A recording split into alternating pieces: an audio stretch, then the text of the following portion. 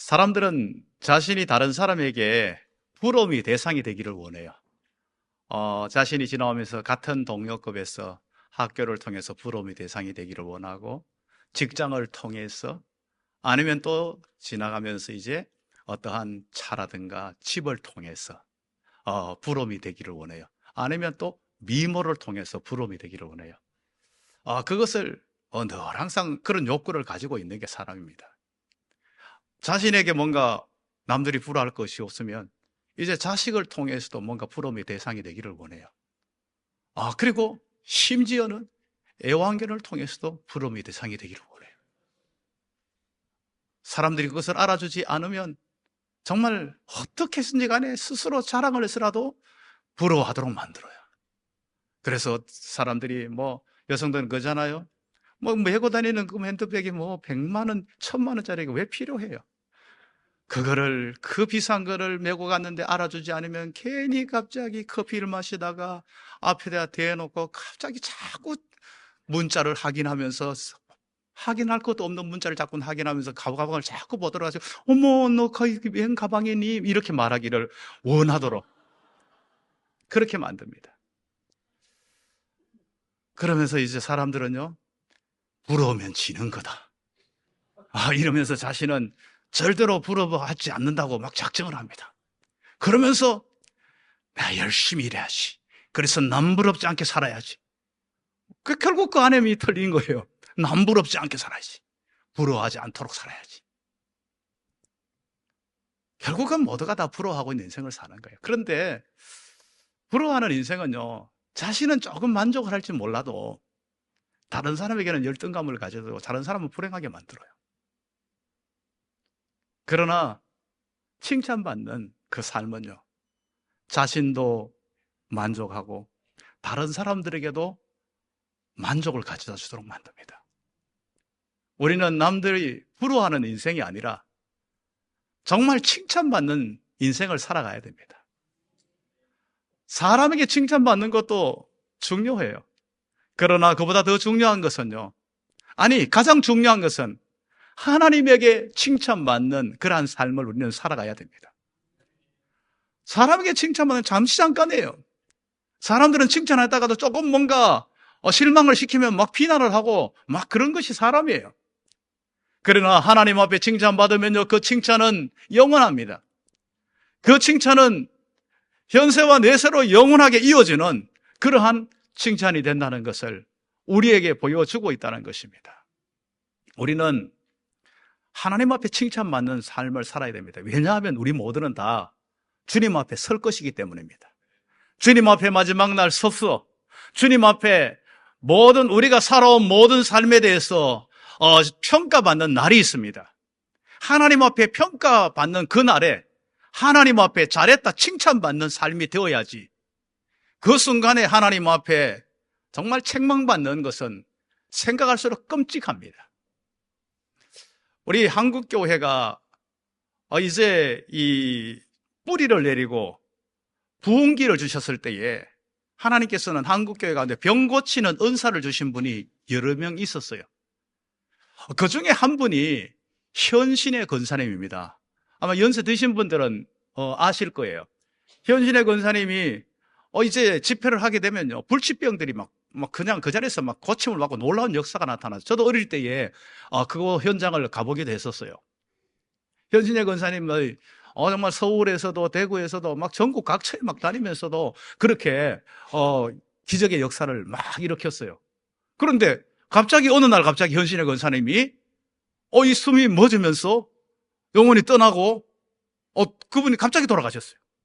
갑자기 돌아가셨다는 이야기 모두가 깜짝 놀랐어요.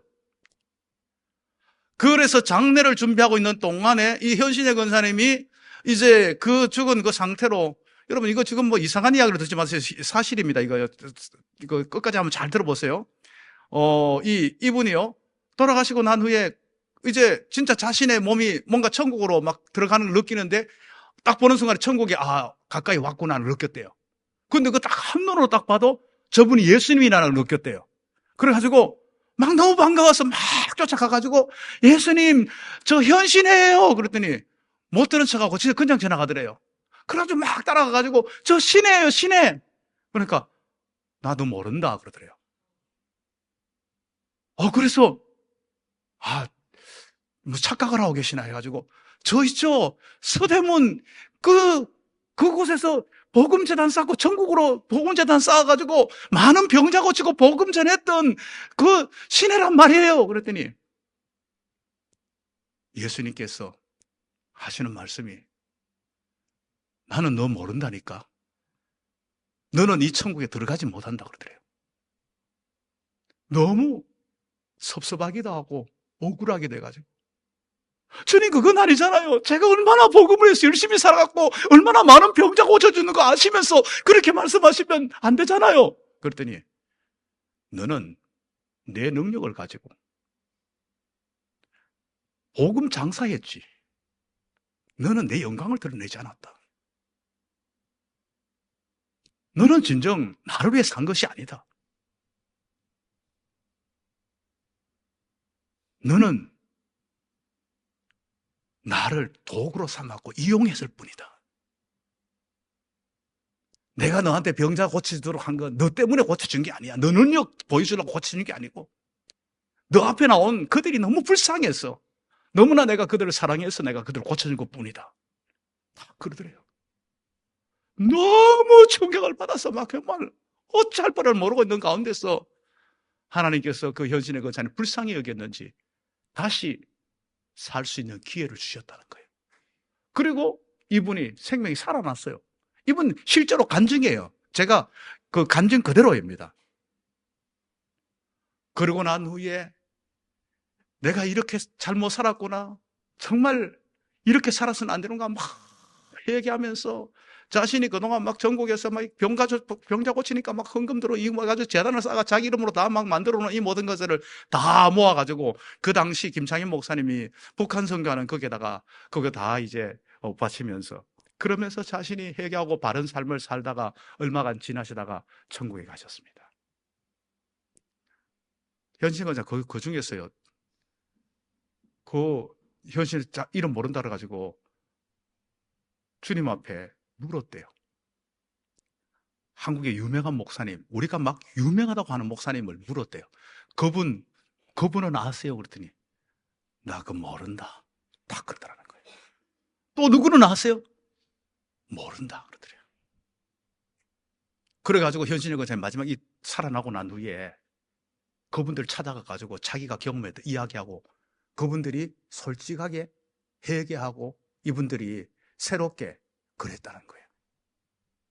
그 중에 한 분은요, 같이 신유의 은사를 발휘했던, 큰 기도원을 했었던 목사님은 했더니 어디서 막 쓸데없는 소리를 하고 있다고, 어디서 막 정신 나간 소리를 하고 뭐 하고 있다고 그러면서 막 무시하고 그걸 그냥 했는데, 그러고 난 후에 그분이 얼마 있다가 큰 병이 들어가지고 결국은 이분이 돌아가셨다는, 회개도 못하고 돌아가셨다는 거. 가장 불쌍한 사람이었다는 거예요.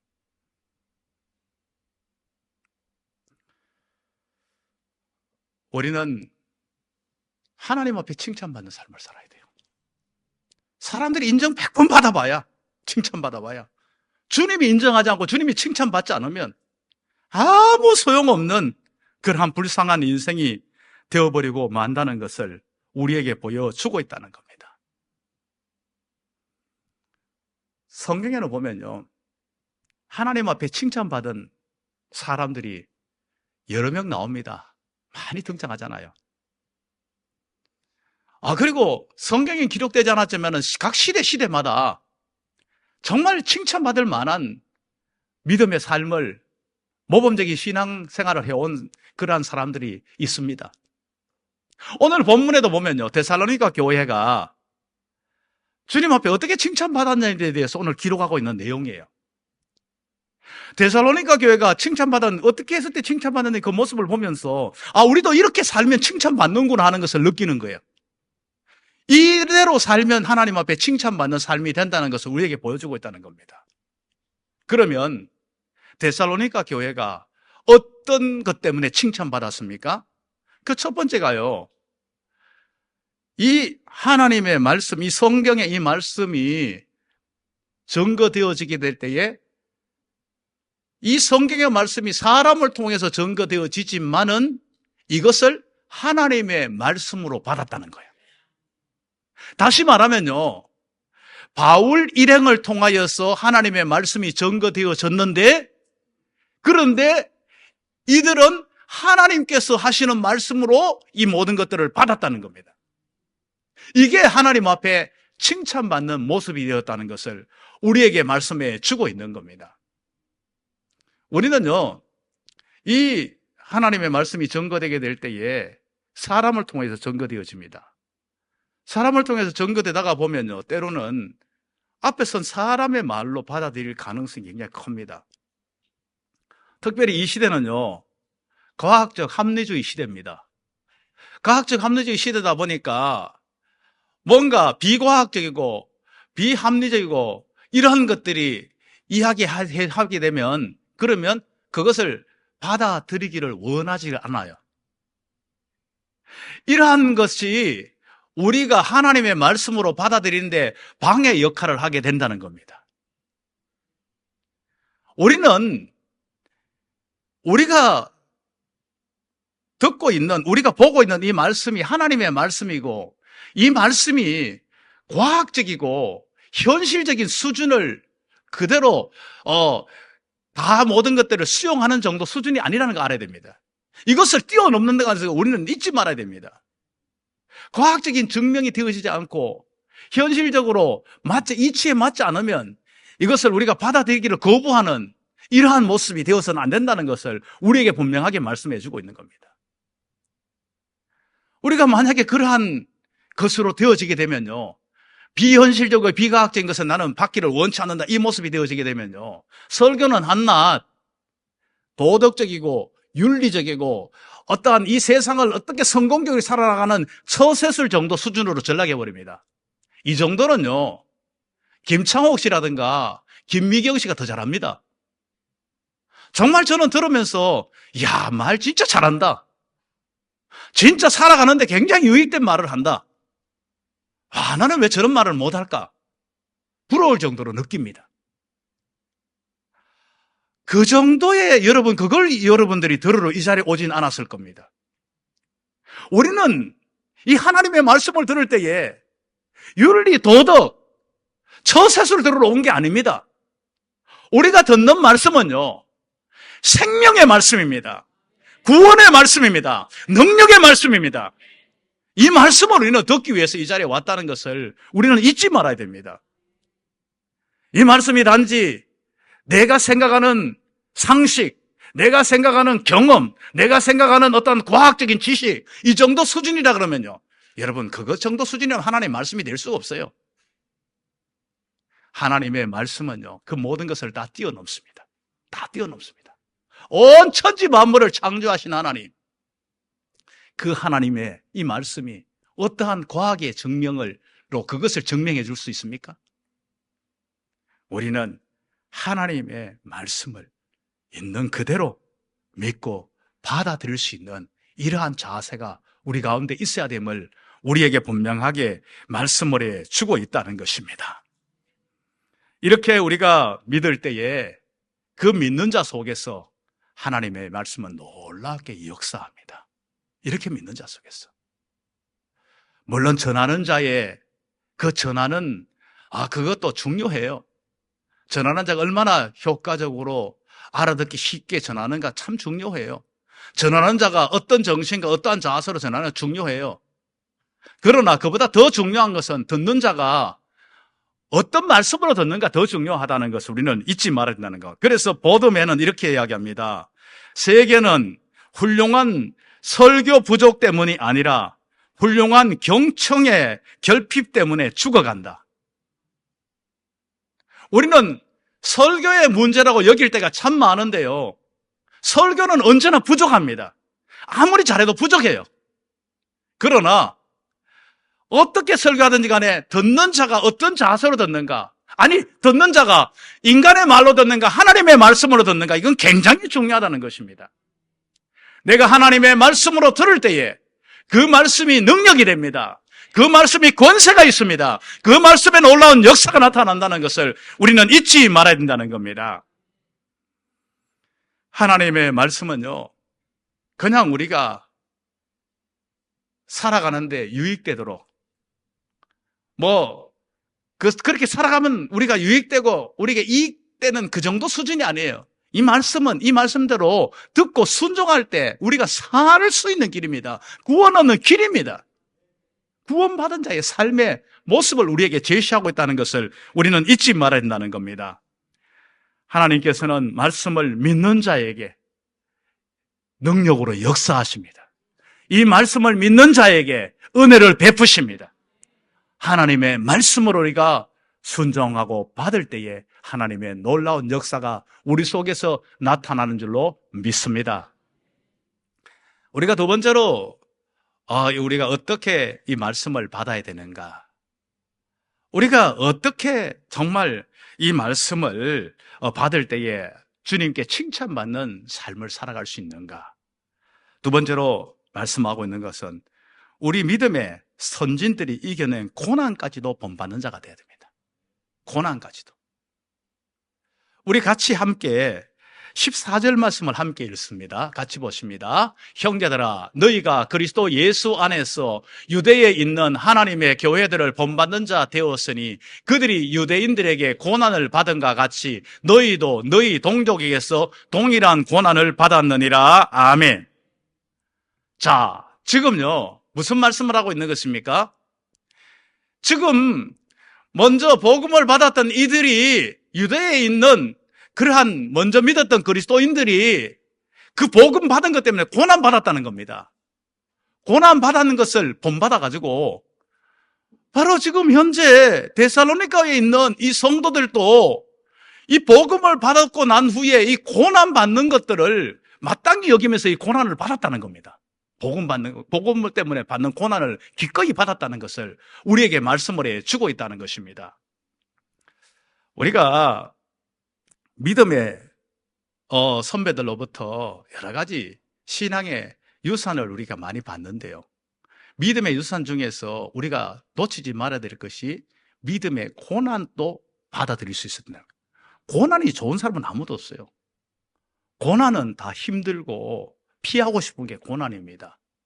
그러나 그 고난 속에 담겨져 있는 너무나도 크고 놀라운 은혜가 있다는 사실을 우리는 잊지 말아야 된다는 것입니다.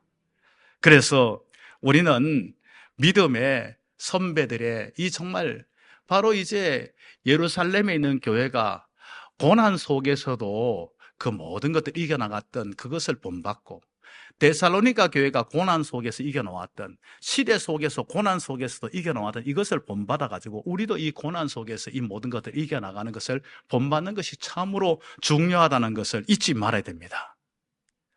우리가 복음의 열정, 기도의 열정, 여러 가지 참 중요해요. 봉사와 헌신의 이 순수함, 충성된 이 모습, 이 모든 것 참 중요합니다. 하나도 놓칠 수 없는, 빼놓을 수 없는 중요한 것입니다. 그러나 고난 딱 그러면 고난은 피하고 싶어요. 고난은 그냥 지나가고 싶어요. 그러나 복음과 함께 고난을 받을 수밖에 없다는 것을 우리는 잊지 말아야 됩니다. 고난을 다 빼버리면요, 고난을 다 피해버리면 그러면 우리는 진짜 믿음 생활을 제대로 하지를 못해요. 나는 고난 없이도 나는 믿음 생활 잘했는데요. 여러분, 잘 몰라서 그렇죠. 타협한 거예요. 피한 거예요. 정상적인 신앙생활 한 것 아니에요. 복음과 함께 고난 받을 수밖에 없습니다. 우리는 그러한 고난을 우리가 감수할 때에 정상적인 신앙생활을 한다는 것을 우리는 잊지 말아야 한다는 겁니다. 그래서 디모데후서 3장 12절 말씀은 이렇게 말씀을 하고 있어요. 무릇 그리스도 예수 안에서 경건하게 살고자 하는 자는 박해, 즉 고난이죠. 고난을 받으리라 말씀을 하고 있는 겁니다. 베드로전서 4장 13절에서도 이렇게 말씀해요. 오히려 너희가 그리스도의 고난에 참여하는 것으로 즐거워하라. 이는 그의 영광을 나타내실 때에 너희로 즐거워하고 기뻐하게 하려 함이라. 여러분, 고난에 참여하는 것으로 기뻐하라고 말씀합니다. 십자가 없는 부활의 영광이 없다는 사실을 우리 잊지 말아야 됩니다. 그건 뭐 예수님이 나가는 우리가 믿음의 길을 걸어가면요, 믿음으로 온전하게 살아가고자 하면요, 믿음으로 살아가면서 죄와 타협하지 않고 세상과 타협하지 않으려면 고난은 마땅히 따라오게 돼 있어요. 나는 고난이 하나도 없었는데요, 다 타협한 거예요, 알고 보면요. 믿음과 함께 고난을 우리는 각오하고 나가야 됩니다. 그 결단이 있어야만이 제대로 우리가 정말 신앙생활 하는 것임을 우리는 잊지 말아야 된다는 겁니다. 고난을 기쁨으로 이겨나가면요, 결국은 로마서 8장 17절 말씀에서 어떻게 말씀하고 있습니까? 자녀이면 상속자, 곧 하나님의 상속자, 그리스도와 함께 한 상속자니 우리가 그와 함께 영광을 받기 위하여 고난도 함께 받아야 할 것이니라. 할렐루야! 우리 믿음의 선배들 주님의 고난에 동참했습니다. 그들이 당한 고난이 아니었다면 우리가 어떻게 이렇게 믿음 생활할 수 있었겠습니까? 그들이 고난을 당했기 때문에, 믿음의 선배들이 고난을 당했기 때문에 우리는 이렇게 하나님 앞에 아름답게 신앙생활 할 수 있는 그러한 자리에 서게 되었다는 것입니다. 우리 믿음의 선배들은요, 참 고난을 통하여서 우리의 믿음의 길을 걸어가도록 그것을 잘 닦았어요. 특히 한국교회가 잘 닦아놨어요. 믿음의 길을 잘 닦아놨어요. 그런데 어느 순간부터 우리는요, 고난을 다 피해버립니다. 말로는 십자가 없는 부활의 영광은 없다고 이야기하면서 실제로 내 신앙생활에서는 십자가는 다 빼고 영광만 취하려고 하다가 보니까 어느 순간부터 정상적인 믿음의 길을 걸어가지 않고 이탈합니다. 우리가 걸어가야 될 그 믿음의 선배들이 닦아놓은 그 믿음의 길을 이탈해버린 겁니다. 이제 그 길은 이리저리 움푹 파이고 잡초가 무성해서 진정한 참된 길인지를 알지 못할 정도 수준이 되어가고 있는 상황입니다. 우리가 그렇게 되어지면요, 우리 다음 세대들은 정말 믿음의 길을 따라올 수가 없어요. 우리 믿음의 선배들은 고난을 당하면서 우리에게 믿음의 길을 닦아주셨어요. 그런데 우리는 어느 순간에 현실과 타협하고 고난을 다 피하다가 보니까 그 길이 다 움푹 파여버렸어요. 길 같지 않은 길이라고 알아보기 힘들 정도로 되어버리고 말았어요. 우리는 지금이라도 우리 다음 세대를 위해서라도, 우리 다음 세대가 믿음의 길을 잘 걸어오도록 하기 위해서라도 우리가 복음과 함께 고난을 당하는 그 고난을 기꺼이 견디고 나가면서 우리는 믿음의 길을 잘 예비해야 됩니다. 이것이 우리가 정상적으로 믿음의 길을 걸어가는 길이고, 이것이 우리 다음 세대들에게 믿음의 길을 잘 오도록 우리의 믿음의 길을 제시해주는 방법이라는 사실을 우리는 잊지 말아야 된다는 겁니다. 그 다음에 우리가 세 번째로 우리가 생각할 것은 무엇인가 하면요, 복음을 받고 구원받은 우리가 복음 전하는 자로 살아가야 된다는 것을 우리에게 말씀해 주고 있어요. 오늘 본문에서 우리에게 분명하게 말씀해 주고 있잖아요. 이제 15절, 16절 말씀의 이 내용을 보면요, 이 말씀의 이 내용 15절하고 16절 보면요, 복잡한 것 같지만 굉장히 간단해요. 유대인들은 복음을 받고 난 후에 자신들만의 하나님을 여긴 거예요. 하나님께서 아브라함을 택하시고 그 아브라함의 자손 이스라엘 백성을 택할 때요, 그들만의 하나님으로 택한 게 아니에요. 그들에게 먼저 복음을 주시고 그들을 통하여서 이방들이 다 주께로 돌아오기를 원했다는 겁니다. 그런데 유대인들은 착각을 한 거예요. 자신들만의 하나님으로 여긴 거예요. 자신들만의 하나님. 나에게만, 우리 민족에게만 특별히 택해서 복을 주시는 그런 하나님으로 여긴 것이에요. 그렇게 여기다 보니까 하나님에 대해서 이제 오해를 하게 되면서 이제 다른 민족들은 전혀 돌보지 않는 하나님, 구원하지 않는 하나님으로 여기면서 여기에 복음을 전하는 것 자체를 아예 막아버렸다는 겁니다. 오히려 복음 전하는 자를 방해하고 박해하는 역할까지 감당했다는 것입니다. 이것이 얼마나 악하고 잘못되어진지를 이들은 몰랐다는 것을 우리에게 분명하게 보여주고 있다는 겁니다. 우리는 왜 복음을 전해야 합니까? 나에게 이 주어진 복음은 나만을 위한 복음이 아닙니다. 나만을 위한 복음으로 내가 가지고 있으면 우리는 그 이스라엘 백성들의 잘못된 이 모습을 그대로 답습하는 거예요. 나는 최소한 방해하진 않았는데요. 방해한 것은 적극적으로 방해한 사람들이고요. 방해하지 않고 복음을 안 전하고 가만히 나만의 복음을 가지고 소극적인 방해꾼이 됩니다. 우리는 어찌됐건 간에 나에게 먼저 복음이 전거되어진 것은 나로 통하여서 이방이 주께로 돌아오는 복음의 도구가 되기를 원했다는 사실을 우리는 잊지 말아야 된다는 것입니다.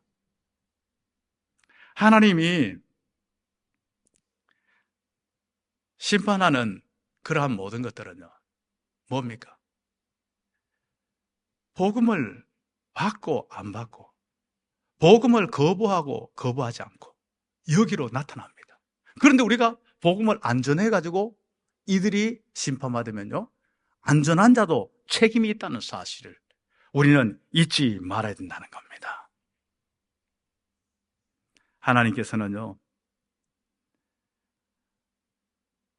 지금 또 기다리고 계십니다. 기다리시는 하나님을 우리는 잊지 말아야 된다는 겁니다. 하나님의 심판이 죄의 어떠한 분량이 차기까지 기다리십니다. 지금 그 죄의 분량이 어느 정도 수준에 와 있을까요? 크게 달했다고 저는 여겨집니다. 댐에 가면요, 댐이 적정 그 분량이 있어요. 7m, 8m 그 여유를 둡니다. 제 그냥 기준입니다. 제가 이야기하는 겁니다. 댐이 기준이 아니고요. 예를 들면요, 그렇게 여유를 둡니다. 여유를 두는데 그렇다고 9m까지 올라왔다고 갑자기 문제가 생기는 건 아니에요. 7m, 8m 여유를 뒀는데 그것이 갑자기 4m, 3m, 2m 정도 남았는 거의 9m 까지 올라왔다고 해서 문제가 생기는. 그러나 어느 순간 10m 딱 터지는 건 댐이 터져버립니다. 분량이 차버리면 터져버립니다. 그 여유입니다. 저는 거의 우리 그렇잖아요. 극에 달했다고 이야기합니다. 극에 달했다. 제가 극에 달했다고 다 이야기를 해요. 이거는 사람들이 다들 이야기하는 것이지 이구동성으로 말하는 것이 극에 달했다고 이야기합니다. 어떻게 더 악해질 수 있느냐, 더 죄악이 간영할 수 있느냐 이야기를 합니다. 이 기간 동안에 우리는요, 회개의 복음을 전해야 됩니다. 이 마지막 순간에 우리는 복음을 전해서 이들이 믿고 주께로 돌아오도록 하는 역할을 감당해야 된다는 겁니다. 어제까지 괜찮았기 때문에 오늘도 괜찮을까? 착각입니다. 소돔과 고모라, 노아 홍수, 그때까지 괜찮아서 어제까지 괜찮아 오늘도 괜찮을 것이라 생각했지만은 어느 순간에 홍수 심판이, 소돔과 고모라의 불의 심판이 나타났다는 것을 잊지 말아야 됩니다.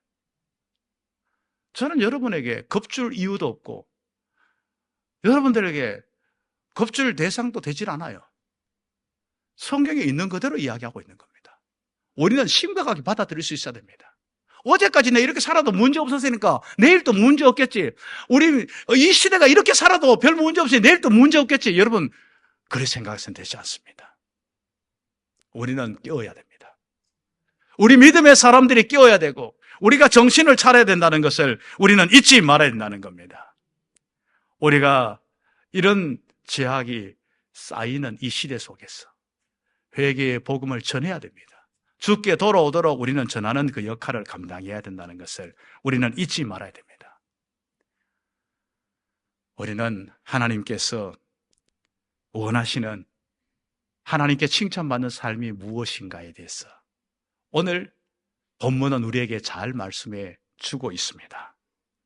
이 말씀을 통하여서 우리는 날마다 주님 앞에 칭찬받는 이 삶을 우리는 날마다 이어가야 합니다. 우리가 그러한 칭찬받는 삶을 살아가기 위해서는 어떻게 해야 됩니까? 우리가 말씀을 받을 때에 하나님의 말씀으로 받아야 됩니다. 하나님의 말씀으로. 비록 전하는 것은 사람이 전하고 있지만은, 지금 이 시대뿐만 아니라 예전에도 마찬가지입니다. 선지자들을 통하여서 증거되어졌습니다. 이 시대도 또한 이렇게 복음 전하는 자들을 통해서 증거될 때, 사람이 하는구나, 그렇게 이론 받으면 안 됩니다. 만약에 잘못 전하는 것이 있다면 잘못 전하는 자의 책임입니다. 그 책임은 굉장히 엄중할 것입니다. 그러나 우리가 알아서 그냥 하나님의 말씀으로 안 받는 것은 그 안 받는 자의 책임이 크다는 것을 잊지 마시기 바랍니다. 그리고 우리는 고난까지도 우리는 받을 수 있는, 고난 속에 숨겨져 있는 놀라운 축복을 우리는 바라보면서 우리는 고난까지도 피하지 않고 받을 수 있는 이러한 자세로 설 수 있기를 바랍니다. 우리는 구원의 복음, 이 화평의 복음, 이 복음을 날마다 나의 복음으로 받으며 이것을 전함으로 화평의 도구로, 구원의 도구로 쓰임받는 우리 복된 성도들이 되시기를 주님의 이름으로 축복합니다.